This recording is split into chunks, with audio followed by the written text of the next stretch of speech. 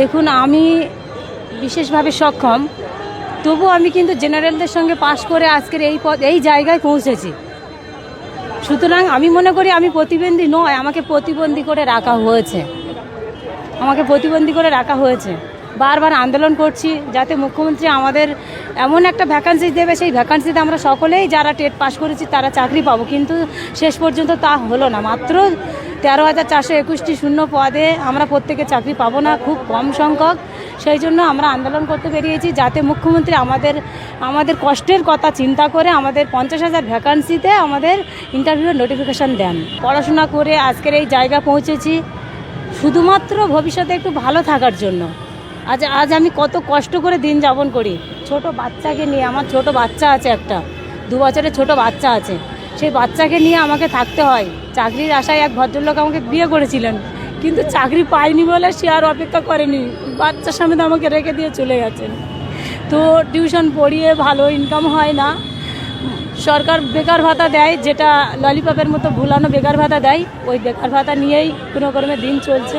আমাদের মাননীয় মুখ্যমন্ত্রী বলেছেন যে চপ বেচুন, ঘুগনি বেচুন, মুড়ি বেচুন, প্রচুর লাভ হবে, প্রচুর ব্যবসা হবে। তো আজকে আমি একটা টেট উত্তীর্ণ, আমি এক হতভাগা টেট উত্তীর্ণ। আজকে আমি আমার পেশা করতে চাই শিক্ষকতাকে। আজকে রাস্তায় যেভাবে শিক্ষক সমাজকে এবং শিক্ষা ব্যবস্থাকে ভুল উন্নীত হতে হচ্ছে, তার দাবিতে সেই প্রতিবাদে আজকে এই প্ল্যাকার্ড।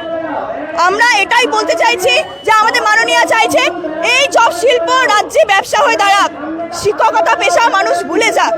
আমরা শুধু এটা বলতে চাই, আমরা টেট উত্তীর্ণ, আমাদের বলা হয়েছিল 50,000-এর ওপর প্রাথমিকে ভ্যাকেন্সি আছে, সেই জায়গায় 13,421 দিয়ে ললিপপ দিয়ে সরকার ভুলাতে চাইছে। আমি একজন শিক্ষিত, আমরা প্রত্যেকটা শিক্ষিত ছেলে মেয়ে বলছি, আজকে এই চপ শিল্প না, আমরা চপ ডাস্টার হাতে নিয়ে আমরা শিক্ষকতা পেশাকে নিয়ে আমরা এগোতে চাই, এই সমাজকে এগোতে চাই। বলার নতুন করে কিছু নয়, পশ্চিমবাংলার শিক্ষা ব্যবস্থাকে ধ্বংস করে দিয়েছে। পশ্চিমবাংলার শিক্ষা ব্যবস্থা বাঁচানোর জন্য আজকে রাস্তায় নেমেছি আমি। শুধুমাত্র 50,000 ছেলে মেয়ে চাকরি পাবে সেটার জন্য নয়, বুনিয়াদী শিক্ষা ব্যবস্থা, এই বুনিয়াদী শিক্ষা ব্যবস্থা কারা গ্রহণ করে? দলিত, আদিবাসী, মুসলিম সব প্রান্তিক সমাজের মানুষজন। সেই স্কুলগুলো বন্ধ হতে চলেছে শিক্ষকের অভাবে। এখানে মাত্র 13,421 জন ভ্যাকান্সি ঘোষণা করেছে, যেখানে সারা পশ্চিমবাংলায় 1.5 লক্ষ শূন্য পদ আছে। তাই 1/3 কমসে কম 50,000 নোটিফিকেশান, 50,000 শিক্ষক নিয়োগের নোটিফিকেশান দিতে হবে এবং ইমিডিয়েট সেটাকে ফুলফিল করতে হবে। প্রাথমিক শিক্ষা ব্যবস্থাকে বাঁচাতে হবে, সেই জন্য আমি রাস্তায় নেমেছি।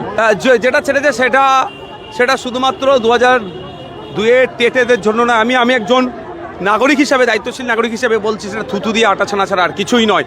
এত অল্প ভ্যাকান্সিতে ওই স্কুলগুলো শিক্ষক দিলে আগামী 6 মাসের মধ্যে দেবেন আরও 5-10,000 স্কুল বন্ধ হয়ে যাবে। তাই স্কুলগুলোকে বাঁচানোর জন্য ইমিডিয়েট 50,000 ডিক্লেয়ার করতে হবে। দীর্ঘ 5 বছর পর রাজ্যে প্রাইমারি টেট হয় 2022 সালের ডিসেম্বর মাসে।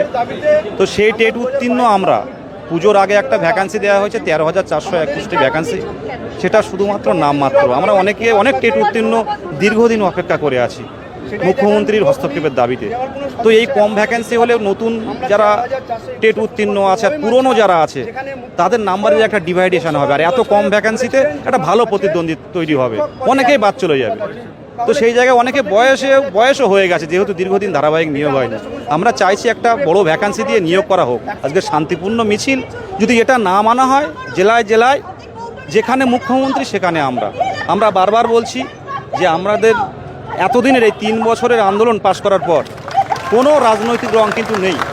আজকে বিষয়গুলো ভাবা হোক, দেখুন একটু ভেবে আমাদের দাবিটা ন্যায্য, কিছু ভ্যাকান্সি বাড়ান, এই দাবিতে আমরা আজকে রাজপথে শান্তিপূর্ণভাবে